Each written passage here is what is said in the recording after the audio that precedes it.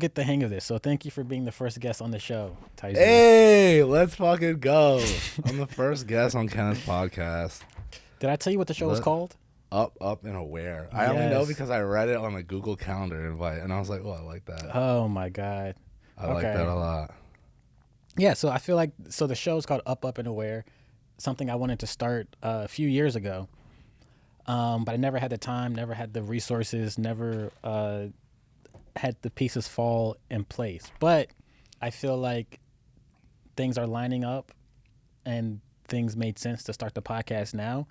And so the gist of the show is me just talking to different people, entrepreneurs, creatives, clients, friends of the show, friends of STBY Studio, and just picking their brain, like discussing projects we've worked on, discussing what could have been better, what could have been worse, what next steps are, and kind of getting more into awareness and how awareness affects the paths you choose in life. I like that. And so I feel like Zoo has so much awareness. Do I though? This should be a very good episode. And so, yeah, so hopefully we can discuss your successes, your struggles, some tips and tricks you have for people out there, and even some secrets, things that most people don't know. I like that. So this show is also going to be on buymeacoffee.com, which is sort of like a Patreon.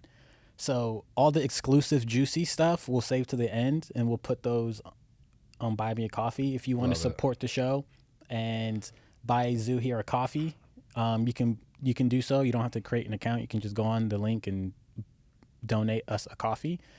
And then if you become an exclusive member, you can see all the fancy content. So I still have to figure out what content, like what price to make the monthly membership and what we include. So I'm still working on that. But okay, so now it's time to introduce the guest. So we have Taizu here. Artist name is Taizu. Yes. I call him Zoo. Many other people call him Zoo. Tell everybody your government, how to pronounce it, because a lot of people don't know. They say it wrong. Yeah, Manan Pandya is my said authentically Gujarati name. Yeah, Manan Pandya. It's been Manan, bunch of random shit in high school with teachers, and I don't even know what like letters they threw in there, but yeah, Manan, which I didn't have the confidence, we've talked about this before, Ken, too, and in high school, in middle school, not having the confidence as somebody from the immigrant diaspora to be like, no, this is how you say my name with this accent. But like now there's a lot more pride in our individual identities, where like then I never corrected anybody. I still have friends, like lifelong friends, that call me Manan. Right? And to them, though, they're just like, dude, why didn't you tell me when we first became friends? I've called you this for 20 years now. So, yes, but my government name is Manan Pandya. Middle name, Jayesh. It's my dad's name. J.S.? Jayesh, like J-A-Y, like the name J, with the E-S-H at the end. Oh, okay. That's my full name, my full government. Wow, okay. Yeah. Well, good to know. For everybody out there. Yeah, my social security number is, we'll just put all the info out. 315. Yeah. Okay, so Zoo is an insanely talented artist of multiple capacities. He's a writer, he's a artist, musician, rapper, creative director. Like any title you have, Zoo has either done it and has excelled in it. LOL. We also are starting a company together.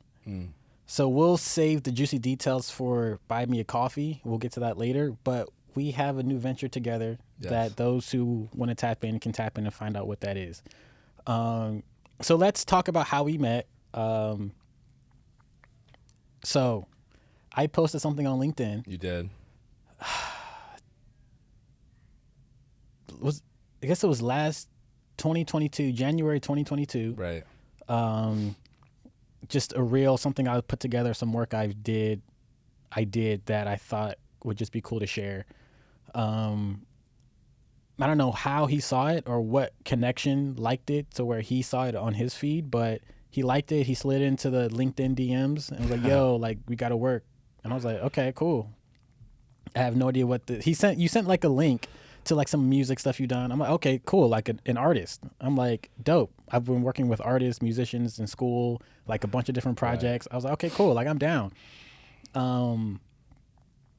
So, yeah, tell everybody what you saw if you remember on LinkedIn.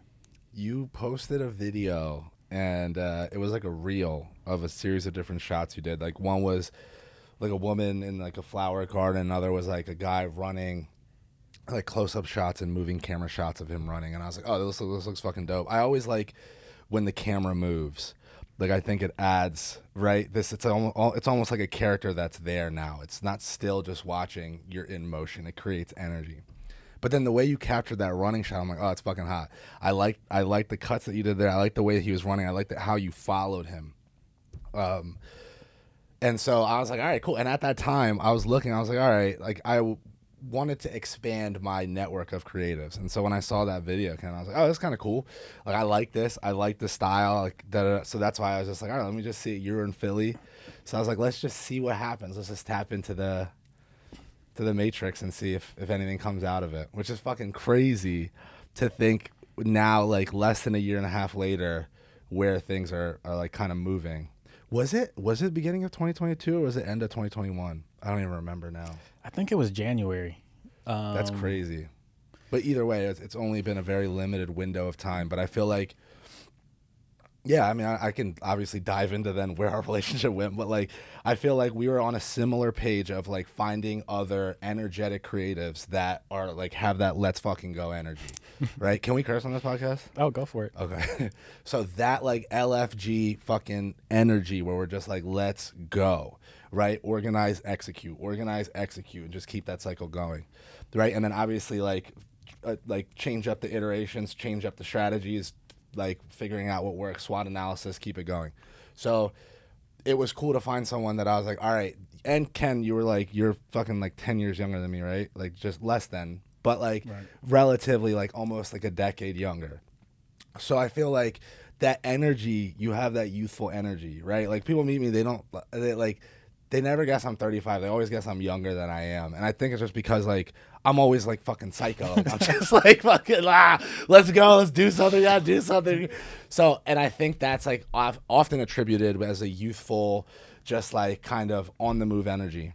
And so I think that's why I kind of clicked on all those various factors. And also too, I think as you get older, you get a little bit jaded and cynical as an artist because you have certain ambitions and goals that you set for yourself, and it's easy to become it's easy for self-doubt to creep in when you don't achieve those milestones in the framework, in the time frame that you had in mind. Mm-hmm. And so it's like often you'll see there's like a cutoff, or like there's like, you know, and I hope it's changing now, but with creatives who didn't quote make it, because I thought I was going to make it by 25, right?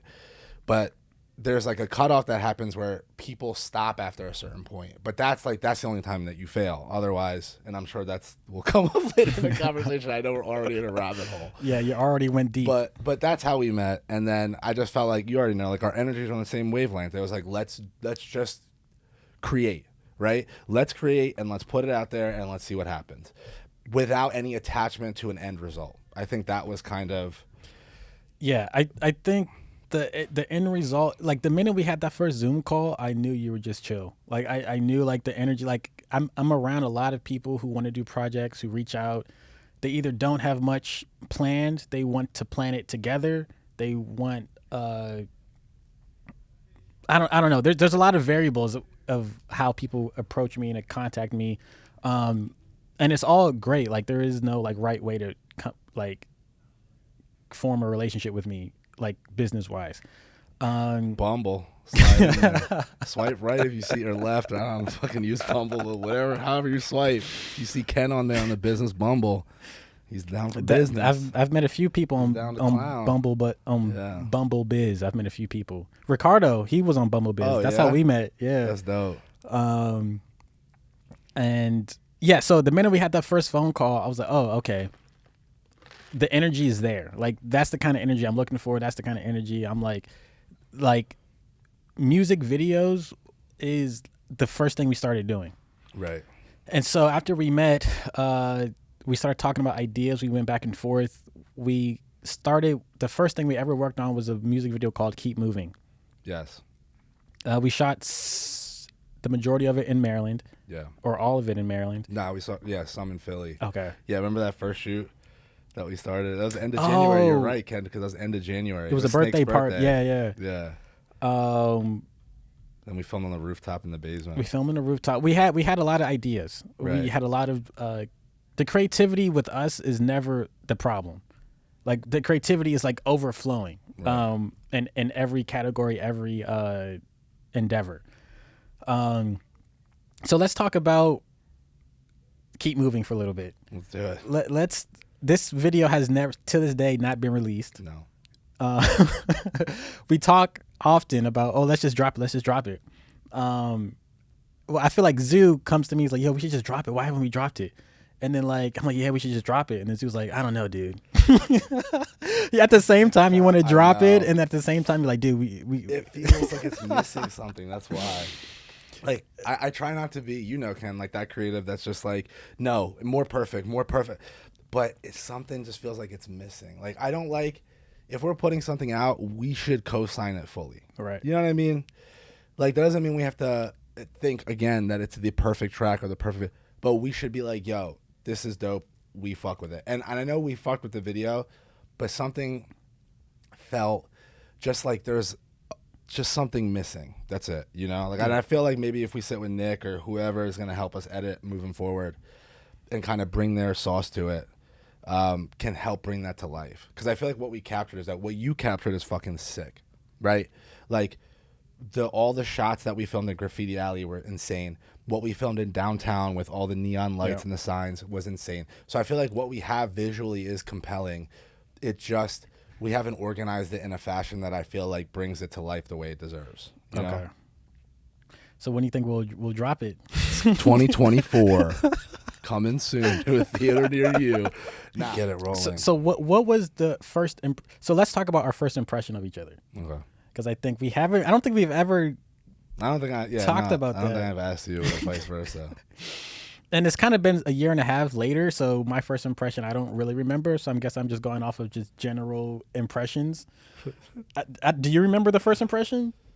First impression, I think when I met you, Ken, I was just like, all right, super cool, super chill, just like a go with the flow energy, and is just down to create. Like that was the initial vibe I got, which I think is accurate. Mm-hmm. Like I think that's why I click, where I'm like, all right, Ken is just down to fucking go. Like the day we went to the fucking farm, Ken, like to go tap it with Karen about the horses, and that's for not Keep Moving. That's for Win Some, Lose Some, right? Yep.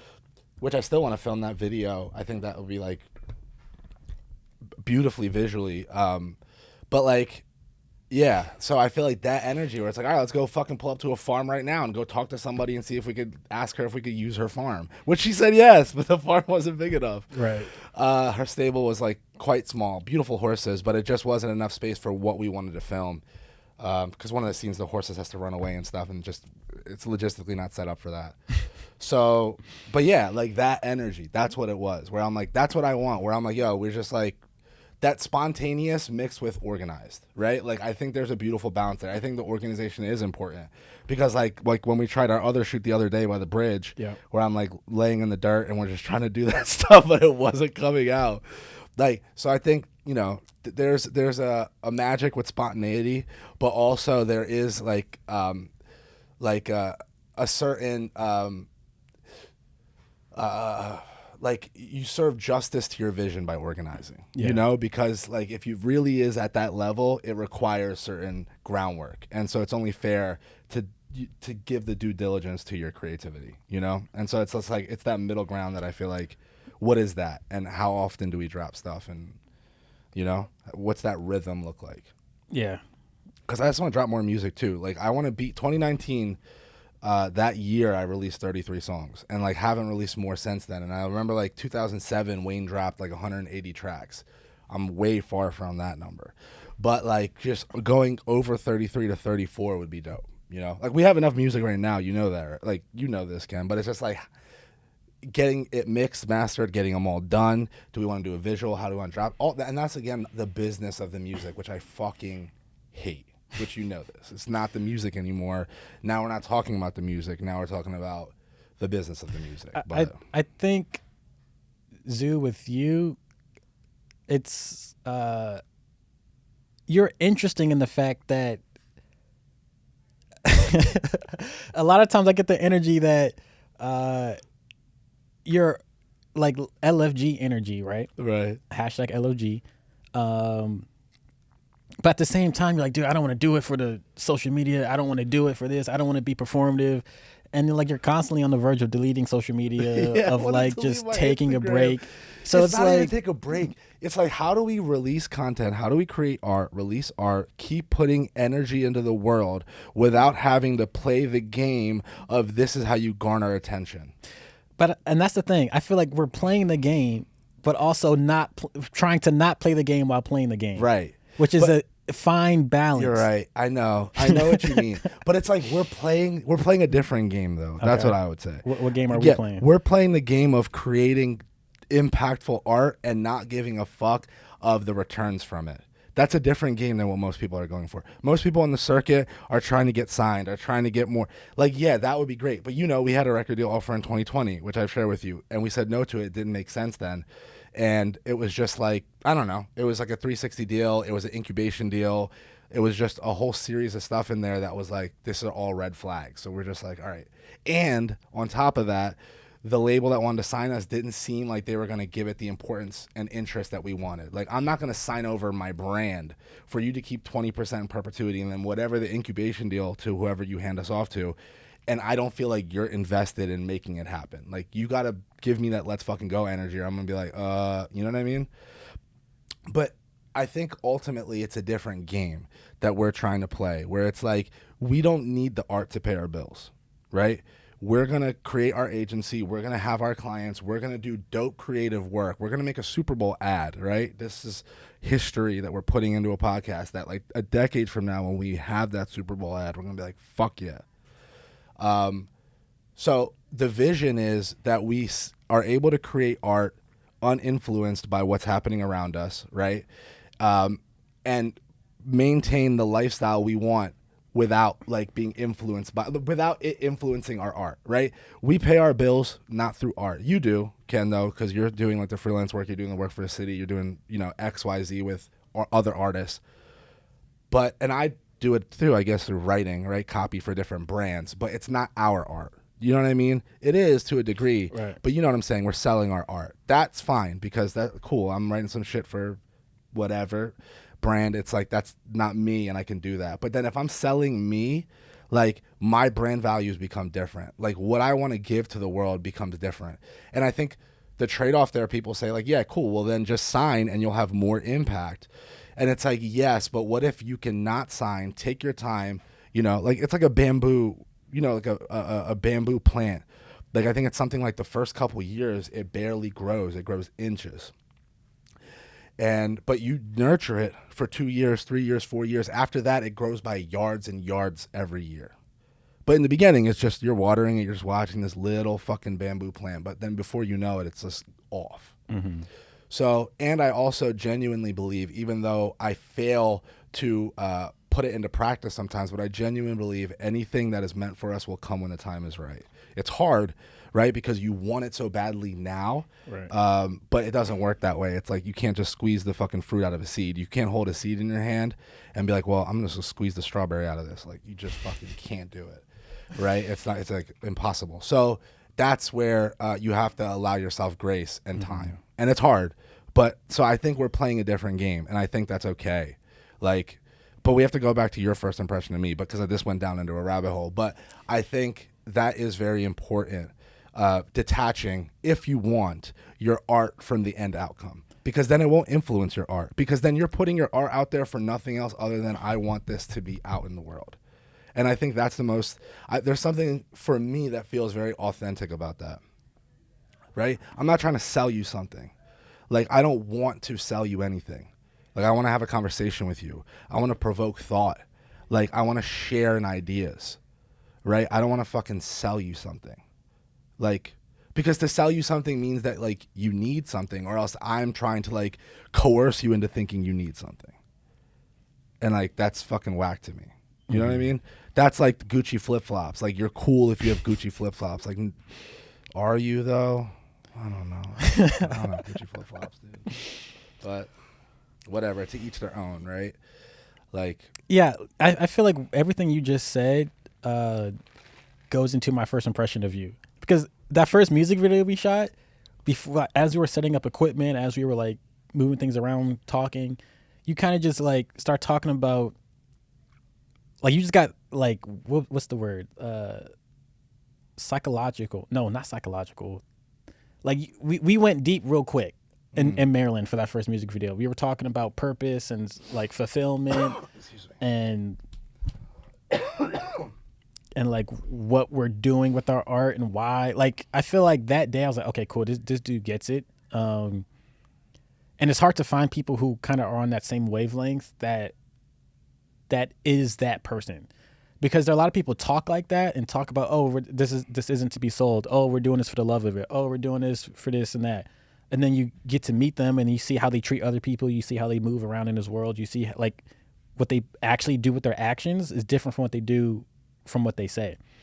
And meeting you, I was like, you're never quite sure how people are when you first meet them. So I take everything as it was. I was like, okay, this dude's obviously creative, talented. He like is a certain level of like enlightened with just concepts, and like you were sharing me links and like Confucius like poems. I don't know. You just like gave me a lot, and I was like, okay, like he's into this. Like I'm into this too, but it's like you don't know how true somebody is into that until like you see them, you spend time with them.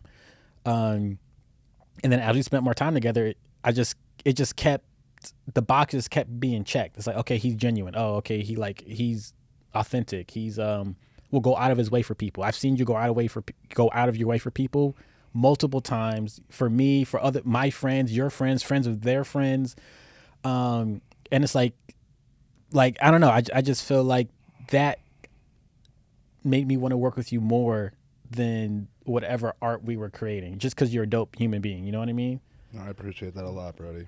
I feel like often like I try to set a standard for myself that I feel like I'm constantly like failing to reach, but I'm glad that the energy I'm putting out into the world is positive, and that like that you connected with it, other people connect with it. It makes me very happy, because like I struggle with that often, just like feeling like I haven't had enough impact, like that I'm gonna just leave this earth and not have left anything, you know? And then but thank you, brother. That means the world, Ken. You know this. Like, outside of all this, you know, dude. That means the world, and I'm very happy to hear that. I'm glad that I don't know. I'm glad that we were able to like have real conversations. Like even our Six Flags car trip, Ken. Like I was going through my relationship stuff. You know that the whole ride back after we had a great day, I'm just like sobbing on our car ride back. We're talking about relationships, but and I think that like it speaks to your character as well, Ken, because you allow people the space to be themselves. You're like one of the least judgmental people I've ever met my whole life. You're incredibly compassionate and caring. You do it like with it's just very genuine, Ken. You could feel it in your energy. You're like a gentle spirit that has this like fierceness for life, and like I think that's the balance, where you're incredibly calm, but you're calm and you move with an intensity, and I think that is that balance that's really hard to find in this world.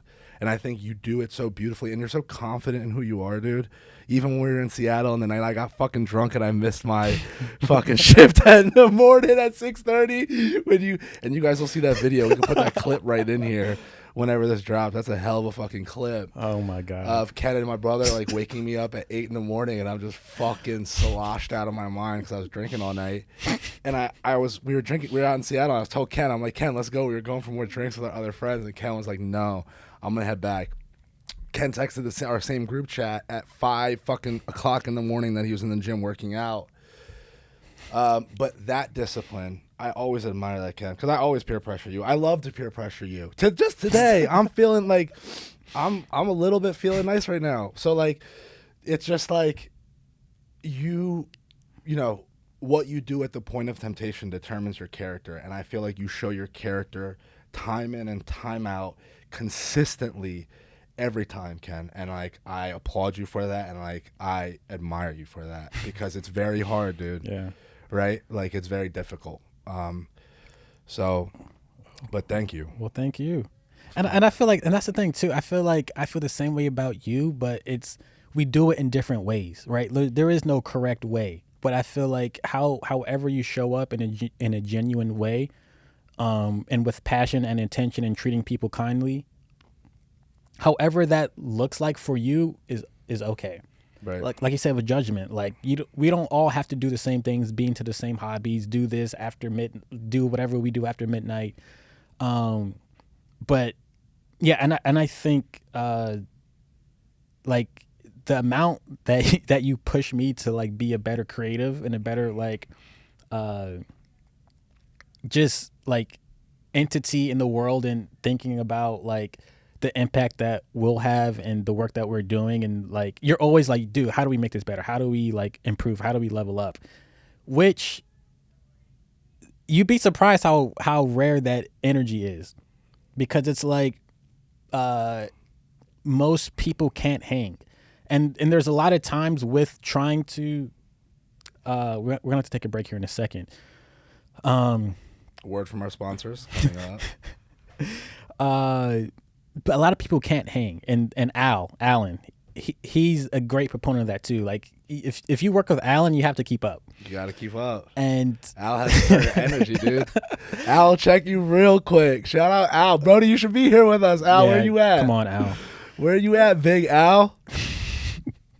Follow at Big Al on Instagram. That's our third partner for our agency. Yes. And he's a graphic design fucking god. He's a savage. Yeah, a beast. It's really insane what he does, and it's like effortless. So let's take a quick break here. We're back from our commercial break. Okay. So last we were talking is I was saying how how you push and inspire me and Al and just whoever is in our circle to do better and make better content is hard to keep up with, depending on who it is, right? And so I think in the process of getting us to make better work, get better, there's a lot of mistakes that come with that, because when we're trying things that we haven't done before, or faster than we've ever done them before, or differently than we ever done them before, that doesn't happen without mistakes. And I feel like we made a ton of mistakes in a bunch of the projects we've shot, and it's always, we always learn from it. And I feel like I always feel bad when we do make mistakes, because I feel like either I have this idea that we should have known this, or we should have, like, we've been doing this for so long, we should have been prepared for this, and we made a simple mistake that, oh, how do we forget that? How do we do this? How do we like mess that up?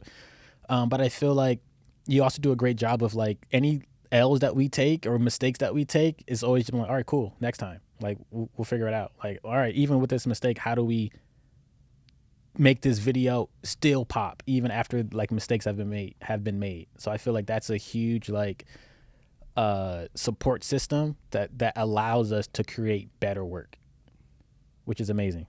Well, thank you, buddy. Yeah. You know, it's funny. Like, I feel a big reason why I'm okay with failure is probably because I've failed so many times and fucked up so many times that I try my hardest not to judge other people. I have my moments, obviously. Sometimes I'm just being funny. Like, I have a wicked fucking sense of humor. Kenny can tell you, like, I'll take shots at anybody. I don't care who you are. It's all in the name of humor, though. If you have a sense of humor, most people laugh along, and they understand my intention is not to be malicious, but to be comedic. And sometimes I find humor in darkness. Kenny knows this. Anyone who's friends with me knows this. I definitely have a wicked sense.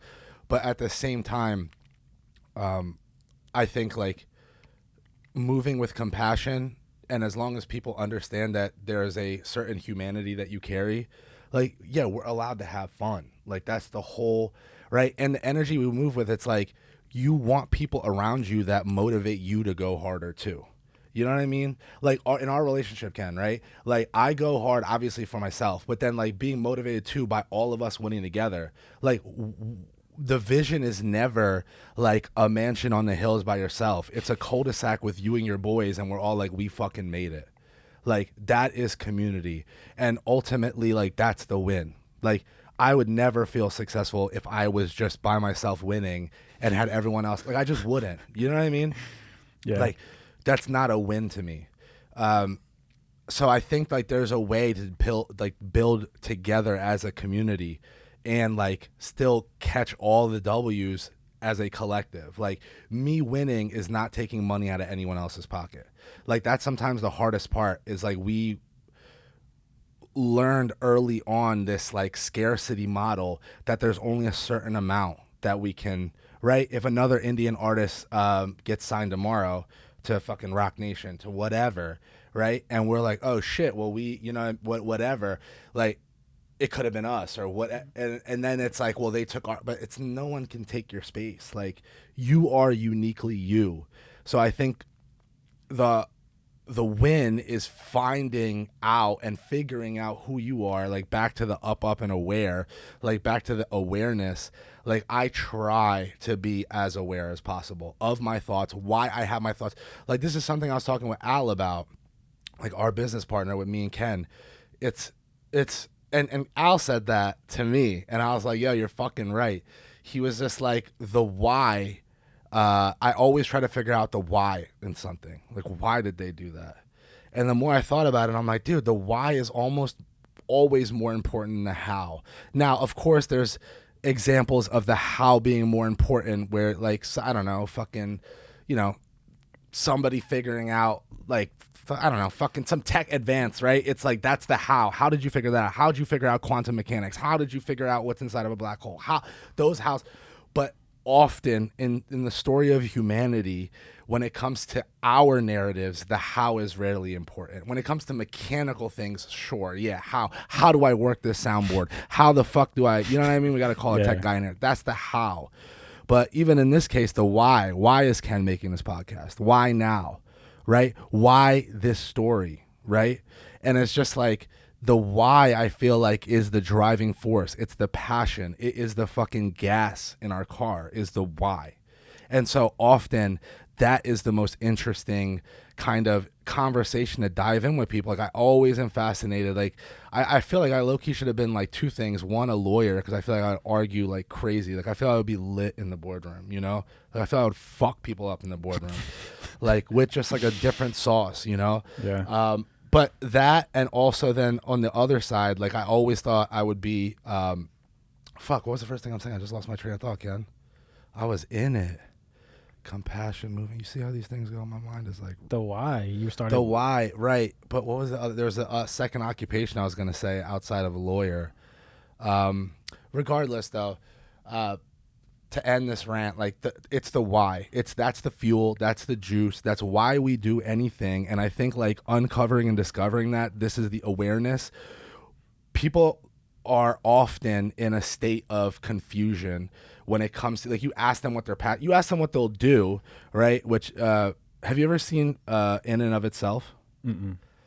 Fuck, Ken, after this, honestly, we might have to, or like maybe on Thursday with Nick when we do movie night, if we're not going to see that movie in theaters, we'll watch this. But the idea is, what do you do is a question we ask people, right, when they get older. But as really the question is, who have you become? Like, who are you? Who have you become? Oh, you're a doctor. Oh, you're a cinematographer. Oh, you're a chef, right? It's like, and we use that information to figure out somebody is, but it's like, you have no fucking clue who that person is. You've just dissected them based on just like ancillary information, right? Yeah. It's like, we've talked about that other metaphor too, Ken. And it's like, you dissect a frog, right? This is Sadhguru's metaphor. And it's like, you dissect a frog and you cut it open and you're like, oh, I remember we did that in fucking middle school. Did you guys do that? Not quite, but okay, where you cut it open and the fucking leg bone's connected to the hip bone's connected to the lungs, connected to the organs. Like, you figure out, oh, this is how the biology, this is how all connect. Yeah, Cool. You figured that out. But have you understood that frog as a piece of life? Have you understood its impact in the ecosystem? Have you understood how it plays a role in the life cycle, in the full life cycle as a predator and as a prey, how it maintains balance? Like, have you understood anything about this piece of life other than what your senses can decipher? Right? We just like our intellect is a knife that just cuts and we just cut. Oh, what's that? Oh, dissect that. Oh, I don't know what that is. Dissect it. Oh, Ken, if I cut you open, am I going to figure out who you are? No. Fuck no. It's to actually understand you is to understand who you are and how you have an impact as a piece of life in this like connected, intricately, delicately connected web of life that this planet is. That life requires life. I've said that to you 1,000 billion times. You're probably tired of me hearing me say that, right? But like, we can't fucking eat rocks. You cannot sit and eat rocks and survive. You need life, whether that's plant life, whether that's animal flesh. Like, you need organic matter, right? We need it. It's all a part of the same fabric of life, but we feel disconnected all the time, right? And so this is that why, right? Or it's back to the original, but like digging into all this again, why often we don't discover the why is because we're using our intellect to dissect. And again, if I cut Kenny open and try to figure out Kenny, it's not going to work because that tool doesn't work for that purpose. But we use that tool for everything, right? Like, Well, I think what you're like, I feel like the crux too of one of the many crux of your exposition you just went on is that a lot of times we're misinformed or naive not because we're doing the wrong thing or that we're with the wrong people, but it's because we're asking the wrong kinds of questions, which is like, we're trying to constantly figure out success. We're trying to constantly figure out how to make money, how to like be successful, all these different things. But more often than not, we're just asking the wrong kinds of questions, or the things that we're focusing on aren't the things that are going to give us the result that we're looking for. And with the whole, like, what do you do? And that is obviously like just ingrained in our culture. Like, oh, what do you do? What do you do for work? Oh, when you meet somebody, oh, what's your name? What do you do? Where are you from? Like, are the basic questions. And as a minimalist, I learned this, a while ago, like a couple years ago, but instead of asking people, what do you do? Like, it's often more engaging and you get more of what you're looking for if you ask, what are you passionate about? Because what do you do? I could do trash removal, but is that going to engage that other person in a conversation that they can be, I love picking up trash on Sunday mornings or Monday mornings. But if you ask them what are they passionate about, that could be anything. And right. And most times they lit up because nobody asks you that question. Right. And I think a part of it for me, honestly, came from the insecurity of being a starving artist for a long time and not having a job.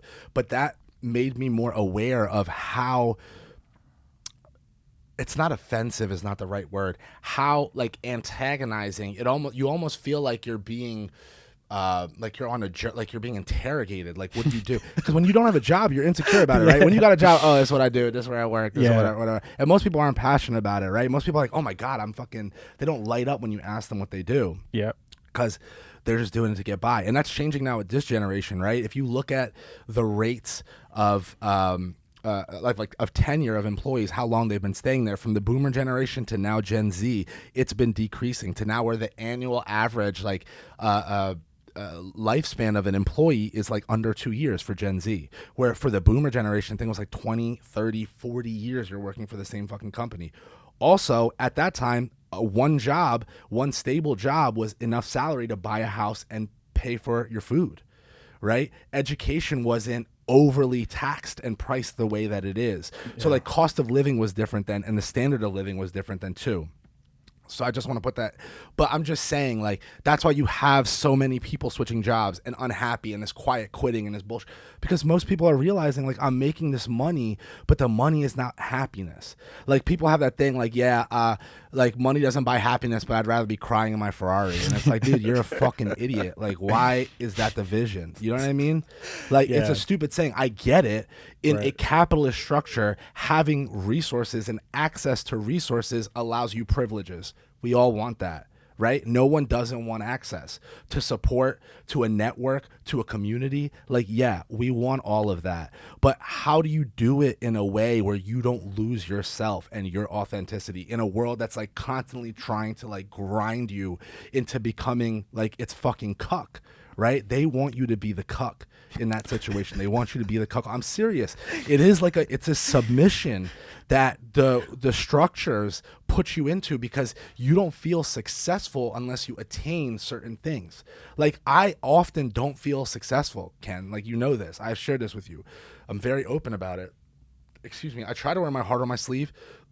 Excuse me, because who gives a fuck? Because everybody's feeling it. Because everybody's going through it. So, like, why the fuck are we not allowed to talk about it? Men have a suicide rate, boys, I should say, too, because it's adolescence, that's 3 times that of women and girls. Why? Right? Because we can't talk about shit. So we just keep it in, right?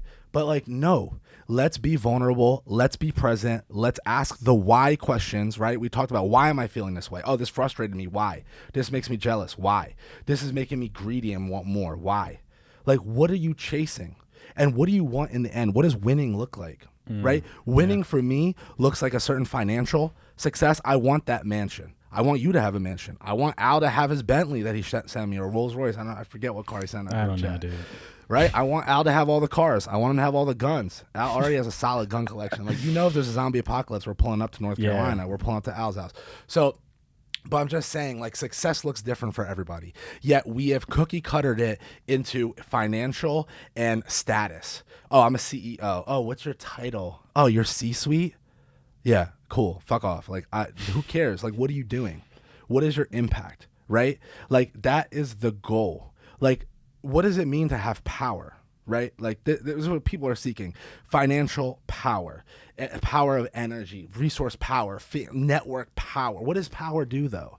Right? It has the ability to create change. Its impact. It could be good or bad, right? We've seen countless dictators use power and wield it in a negative way. Right. And we've seen leaders take it and be selfless, move with altruism and give back, right? But again, power means you have the ability to create impact and change. That's what power is. Could be financial. It could be energy. Right. It could be a fucking speech you give. Earlier, I wanted to pivot into, like, you said, why? Is the question is why? Right.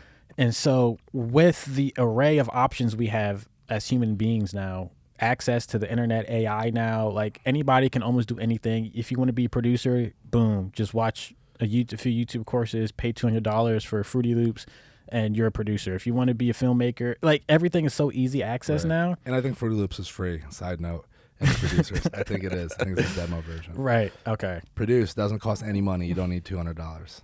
Talent good. And so why did you choose music? And one of the many follow-up questions I have for you is, let's just start with why did you choose music when you were, as a child, as an adolescent, whenever you decided music was the full-time, that was the goal, the vision, how old were you and why did you pick that? Yeah. So my first passion was film. Like, my uncle and aunt, like, I'll never forget my mom and mommy, right? Like, my Sweet Dude and Meebs, their mom and dad, that's my mom's brother, and my aunt. They've been like my second parents since growing up. And Mama would always get me the best Christmas gifts, always. Like, my dad would be cheap about it and be like, oh yeah, here, he'd always get me stuff, but my dad was always a little bit, get you a toothbrush, right? Get me, like, yeah, here's like a 1 year supply of like toothpaste or whatever. I'm like, Dad, what the fuck is this? But nah, he was good. But like, my uncle was always the best with gifts. Like, my uncle's the ultimate hustler. Like, I've never met, like, he has the hustle of my grandfather, right? His dad. And like, I always admired like my mama so much. He bought me a movie maker kit. It was like $200 at the time, Lego movie maker kit, when I was in middle school, or it was like early high school, like early 2000s. And it came with a camera, Ken, and you could film stuff, and then you could do stop animation. So I made my first stop animation video. It must have been like late middle school, and it's because he bought me the set. I told my dad I wanted Lego movie maker set, and he's like, oh nah, it's too expensive. Mama got it for me, and mommy. And I started making little snaps, like videos, like what is that called? Fucking Stop motion. Yeah. right? With little Legos, little marshmallows, little just random shit, toothpicks. Then I got a camcorder, a Panasonic camcorder, and a Talkboy tape recorder. You remember that shit? If I could find that, that'll be cool for the documentary and stuff. But we used to record little Blair Witch projects. So we'd run out into the woods, make Blair Witch Project. We used to love Scary Movie, like 1 and 2, the originals. So we'd make fake parody videos of like movies and shit that we liked. So originally it was film, right? Okay. I even wanted to go to like film school. My aunt kept saying, excuse me, Manan, go to New York Film School, apply to film school. And I kind of took the safe route.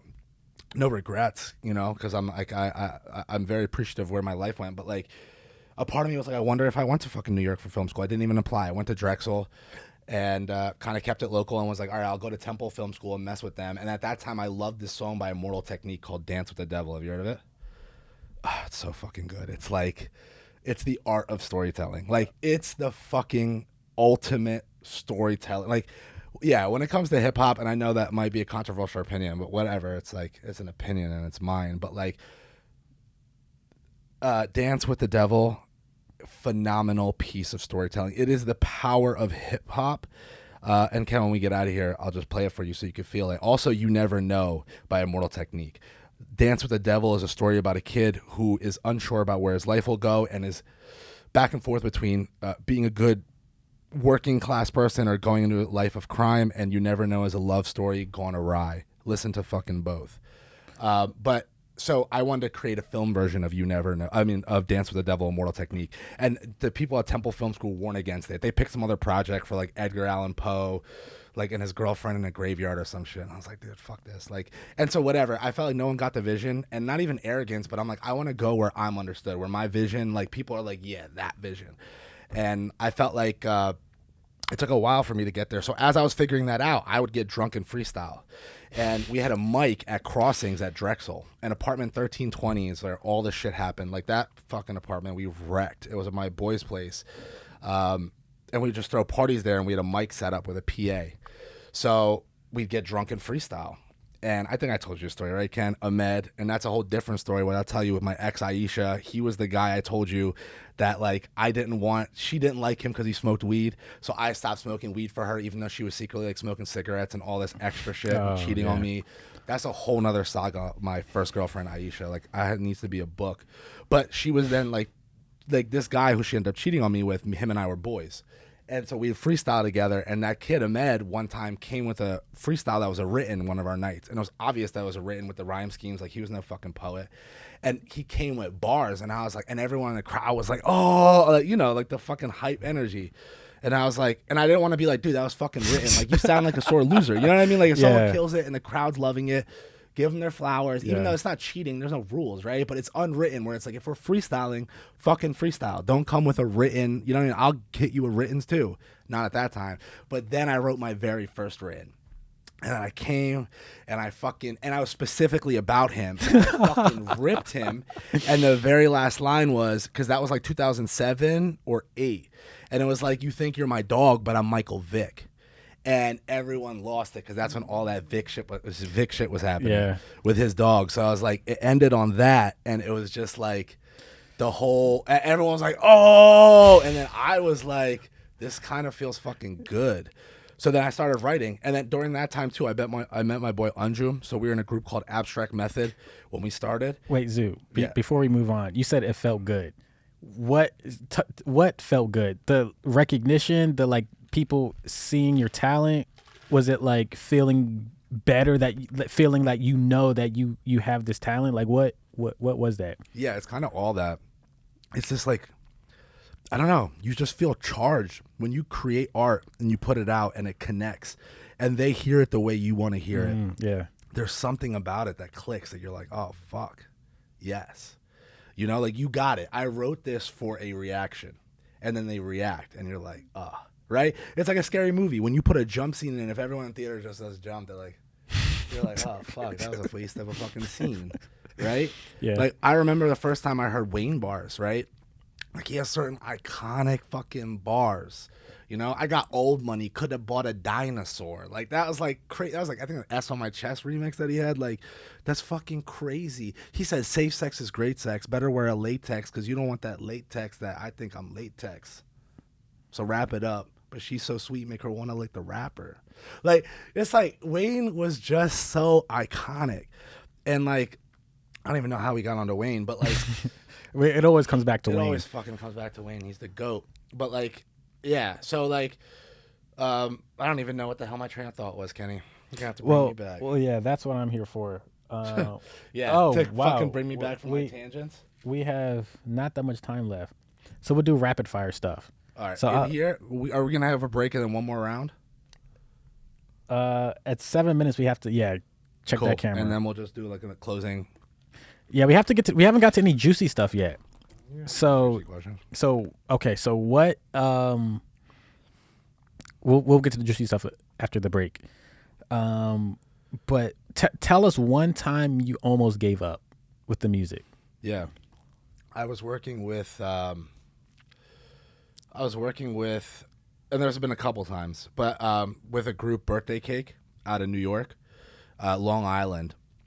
Super dope collective.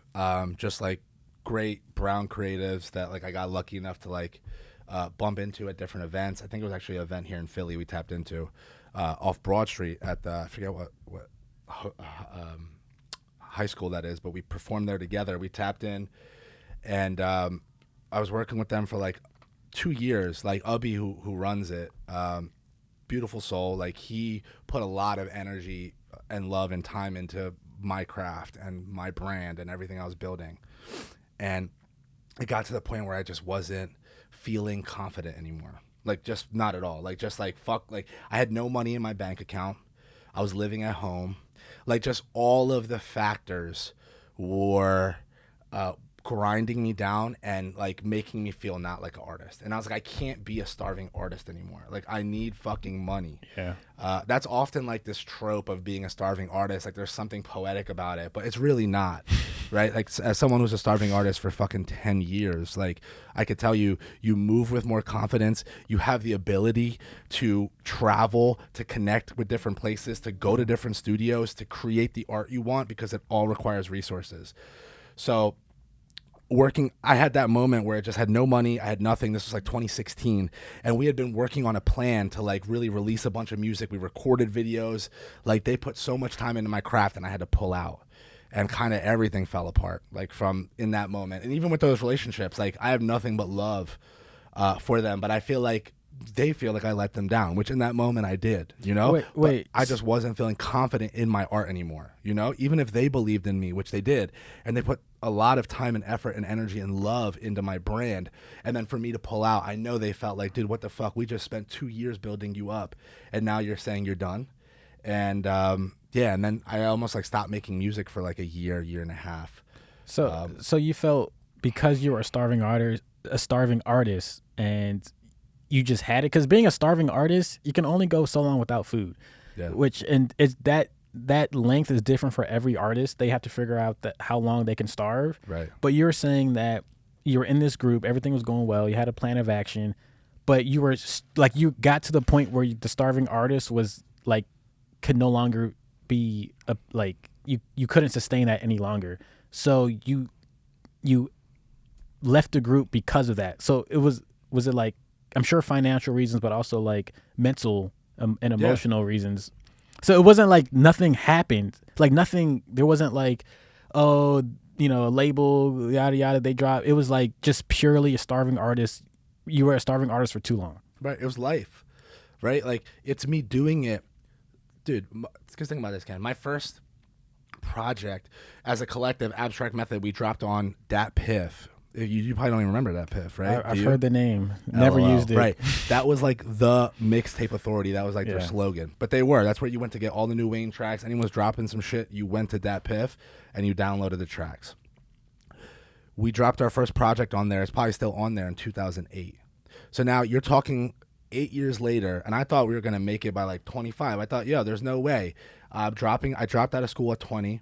I was like, we're going to make it in the next 5 years. There's no way. I'm brown. I'm talented. I'm like, whatever, right? Also, I didn't have the discipline then because I was living like rock star lifestyle, and that's not fucking sustainable. Like, you think it's cool getting drunk and high in the studio, it's fucking not, right? Like, I don't think most artists do that. Obviously, they'll be rapping about it, but in most times, yeah, maybe you smoke a little bit, but you can't be fucked up in the studio. And that's what I was doing. It was a party every time I was in the studio. So not only did I not have the discipline with the art form, but I also was trying just to get by on this like rock star lifestyle mentality, and it caught up with me. It's not sustainable. You know, like, there has to be, it is a job to a certain degree, and some people will get lucky and they'll make it and they'll never have had to do that. It's fine. But in terms of the discipline or like the consistency that is like required for you to show up as an artist, there is a certain, like, I don't know, foundation that you have to have for yourself, or else you're going to get lost in the sauce. Like, Gucci Mane says that in his one video, if you remember. Like, don't get lost in the sauce. You remember that video? It's like a little viral clip. Not at all. Gotta have the sauce, bro. Like, Gucci is just, he's super sauced out, so he's always on that. But like he says in that video, some of these rappers get lost in the sauce. So like, that's what ends up happening. And as an artist, like, you forget sometimes that it's a collection. Like, you have to live life to talk about life, right? And to live life, you need resources, you need experiences, that everything costs money. So to a certain degree, it's like, again, we're playing the game, not to play the game, but to change the game. But the only way to change it is to take part in it, right? You can't be outside looking in, making comments. Like, you got to be in there for people to listen to you. You know what I mean? What would you tell somebody who's pursuing music right now that hasn't gotten into it yet? They're like, dude, I want to be a rapper, I want to be an artist, I want to be a singer. What would you tell them? Find your voice. That's the main thing. I think that's the hardest part. Don't try to sound like fucking Future, right? Designer did that. Don't try to sound like anyone fucking else. It doesn't, like, find your authentic voice. What is your story? Nobody can be you more than you. So put that on the table, and nobody can match that, because you're going to be the most honest version of yourself, and that's all you can give. And what about technically, practically, what would you tell people, like, as far as finances? How much of the artist, like, budget to, like, all right, I'm gonna make my first EP, I'm gonna make my first track? Like, what tips and tricks would you give them to be like, yo, go to the studio, record, you know, like, yeah. What does that look like? Shit. I mean, if you're in Philly, record with Fortune West, because he's fucking dope. Shout out Fortune. He's been my engineer for a decade. He's the best in the city. But finding a great engineer is important, someone that understands your sound, 30 seconds, and finding a great person to master. Lander is great as well if you don't have access to a proper mastering engineer yet. It's fine. And I think the most important thing is, like, just start creating. Just start making stuff. You won't know what you want to make until you make it, right? You won't know what you like and don't like until you try it. So just do it. Right? The main thing is taking that first step and creating it, and then listen back to it, see what you like and don't like, and continue to iterate. And what would you tell artists? Because new artists struggle with perfection. They don't want to release anything until it's perfect. How do you tell? What would you tell people who haven't released anything yet? To put it out. I think I just said that to somebody the other day. We were out somewhere. They're like, "Yeah, man, I record a lot of music." I was like, "Oh, it's dope," and they're like, "I haven't released any of it yet." I'm like, "Why? Like, you got to put it out." Like, it's fucking, like, what good does that do? You know? Like, no one's coming to your house and being like, "Hi, do you have a banger on your hard drive? Because we're looking to sign artists." Like, you got to fucking put it in the world. Also, you won't know how to evolve your art, right? Like, sometimes feedback from people you trust is important. Now, of course, keep it as authentically you as possible. But as you grow and learn, like, there's so many people that have helped me grow in what my sound is, you know? Like, Sweet Dude's told me so many times, like, yo, stop saying like. You'd say too many like metaphors. So now I try to, like, have metaphors, but without using like, right? Like, without the similes that is straight up like as, like, no. Right. Like, how do we evolve the creativity? But it's only because Sweet Dude was like, yo, dude, like, and he knows my music inside and out. Like, he's probably on planet Earth. I mean, he might even know my catalog better than me. Fuck, he fucking knows it from day one, you know? He's been, like, my number one supporter, number one fan. For those of you who don't know, it's my cousin. It's my little brother, and, like, he's and Ken, to answer your question earlier where I gave up, he was one of those people in my life. Like, find someone in your life that sees greatness in you. Like, we all have an innate greatness. We all have a gift to offer. Everyone is different. Everyone is unique. Everyone has a different narrative and a puzzle piece in this like collective picture. But find what your unique talent is and bring that to the life surface and find the people that see that greatness in you, because he was one of those. When I'd have my downtimes, he's like, dude, you're the fucking GOAT. You're the best writer. Keep going. You know, because often we'll be the most harsh critics on ourselves. Yeah. But if our friend said it to us, we'd be like, nah, dude, get the fuck out of here. No. But to ourselves, we'll be like, fuck you, you're a loser. Like, yo, no, you better bet. You know what I mean? Like, for real. Like, I get real harsh on myself, but I feel like it's because we hold ourselves to a standard of excellence, and that's okay too, but it's balancing both, right? It's like finding that balance. Okay. Awesome. Let's see here. What else do I got? Rapid, Ken. Come on. Rapid. Hit me. Give me something juicy, Ken. Okay, so we'll skip the generic ones. We'll go into the bi Sexual questions? We'll go to the exclusive content now. Okay. This is where you have to pay to see the content on buymeacoffee.com. Love it. And listen, guys, Ken's feet pics are going to be on sale all month of June. So if you're trying to tap in, right here. If you like ashy half feet. off. If you like ashy feet. Share one thing you wish people knew more about you. When was the last time that you cried? How does romantic partners affect the work that you do? Would you consider being polygamous? Well, our time is up. We gotta start packing up and heading out. Damn, that's it, Ken. Yeah, dude. I think I wanted to get more into the agency stuff and the stuff that we're planning in the documentary. Right. But I feel like you'll be a regular on the podcast. So Love it. next episode we'll get into the second half. See you soon, people. I'll be back. So thank you for your time. Thank you for Taizu. Taizu, how you? Is that your Instagram? That is. It might be deleted by the time you this Oh comes my out. God. No, I'm playing. At Taizu, how you? Quickly tell everybody, if they want to hear one song, if they don't know you, what song should they listen to first? 100. Yeah. Is it called? Is it It's spelled out? 100. Okay. Yep. A space HUNDRED. Check it out. And I feel like that is kind of the energy I want to put into the world. There's more of that type of music coming. It's like one of the Drake timepieces, right? Like 6 a.m., like 10 a.m. in Calabasas or 6, whatever that they are. It's just bars. It's 100 bars. And I think it speaks to the energy. You already know. That's the first song I heard, and I was like, yo, when I heard this, insane. Every time I hear it, every time I listen to that song, most of your music, every time I listen to it again, I hear a different thing that I didn't hear before, which is stunning, which is amazing. I listen to your tracks all the time at the gym, when I'm waking up, whatever, and I'm like, wait, did he just say something there that I never, like, it's wild. So if you're listening to his music, almost every song, there's layers to it. I haven't heard a song yet that is just like one dimensional. So if you're looking for something like hype, I feel like you do a lot of hype music. I've heard some sad things from you. Yeah, there's some sad stuff. Most of it is hype. Most of it is thought provoking as well. I've heard some poppy stuff, some Caribbean stuff, Right. which I'm like want him to release and drop soon. Yeah. But we'll see. Yeah, we'll drop that. We'll have a party album. Yeah, we need a party album. We need a beach album. All right, Zoo. Well, All right, Kenneth. until next time. Until next time, brother. All right. Fucking cheers. Toodaloo. Let's go.